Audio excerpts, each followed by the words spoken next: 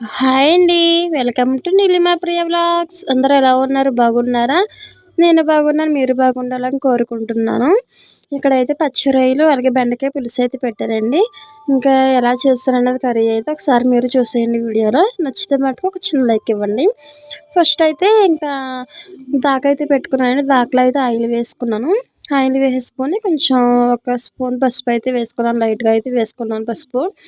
వేసుకొని పసుపులో అయితే కొంచెం ఆయిల్ హీటెక్కాక ఇంకా పచ్చి రొయ్యలయితే ఇంకా కడాయి పెట్టేసుకొని పక్కన పెట్టేసుకున్నాం కదండీ! క్లీన్ చేసేసుకొని మొన్న సండే తెచ్చినవి అయితే కొన్ని రొయ్యలు తీసి ఇప్పుడు వండుతున్నానండి.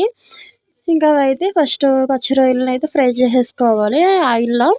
ఆయిల్‌లో బాగా ఫ్రై చేసేసుకోవాలి. బాగా ఏగిపోవాలి. ఏగిపోయాక అప్పుడు కొంచెం పక్కకు తీసేసుకొని ఇంకా ఒక ఉల్లిపాయ, అలాగే పచ్చిమిర్చి మనం పక్కన చిన్న చిన్న ముక్కల కింద కట్ చేసుకొని పక్కన పెట్టుకున్నాం కదండీ! అవి కూడా అందుట్లో అయితే వేసేసుకొని అప్పుడు ఇంకా మనం కర్రీ అయితే ఇంకా మనం ప్రాసెస్ అన్నది ఇంకా తర్వాత చెప్తానండి. వీడియోలో కర్రీ అనేది ఎలా చేస్తానన్నది మీరు ఒకసారి చూసేయండి. ఇంకా తర్వాత అయితే ఇక్కడ ప్రాన్స్ కూడా ఇంకా ఫ్రై చేసుకొని పెట్టేసుకున్నాం కదండీ! ఇక్కడైతే ఆనియన్స్ అయితే ఇంకా అలాగే పచ్చిమిర్చి కూడా ఫ్రై చేసుకుంటున్నాను. తర్వాత బెండకాయ ముక్కలైతే ఒకే బెండకాయని ఒక 2 ముక్కల కింద కోసుకొని ఇంకా అందులో అయితే వేసేసుకోవడమేనండి. ఇంకా చిన్న చిన్న బెండకాయలు అయితే ఇంకా వాటిలో ముసుగులు అయితే తీసేసుకొని అందులో అయితే వేసేసుకోవచ్చు కర్రీలోనే. బెండకాయ పలంగా వేసుకుంటే కర్రీ ఇంకా బాగుంటుందండి. ఈ కర్రీ ప్రాసెస్ అన్నది నాకు మా అత్తయ్య గారు నేర్పారండి కర్రీ అన్నది. నాకైతే అసలు తెలీదు ఈ కర్రీ గురించి. కర్రీ అయితే టేస్ట్ అయితే చాలా బాగుంటుందండి. మీరు ఒకసారి ట్రై చేయండి మీ ఇంట్లో. ఇంకా బెండకాయలు కూడా బాగా ఫ్రై చేసేసుకొని కొంచెం ఫ్రై అయ్యేదాకా కొంచెం ప్లేట్ అయితే వేసేసుకున్నాం అనుకోండి.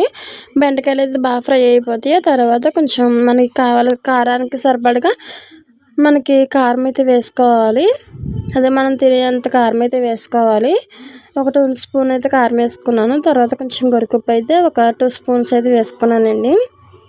వేసుకున్నాక అప్పుడు మనం ఫ్రై చేసుకున్న ప్రాన్స్ ఉన్నాయి కదండీ! అవి కూడా అందులో వేసేసుకోవడమే.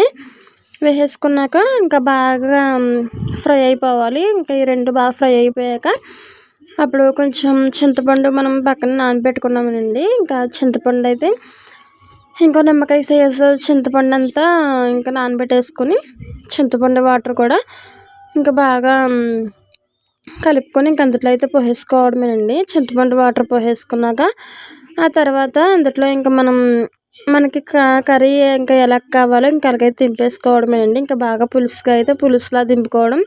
ఇంకా బాగా దగ్గరకంటే ఎగరబెట్టేసుకోవడం అయితే ఇంకా బాగా దగ్గరకంటే ఎగరబెట్టేసుకొని ఇంకా అలాగా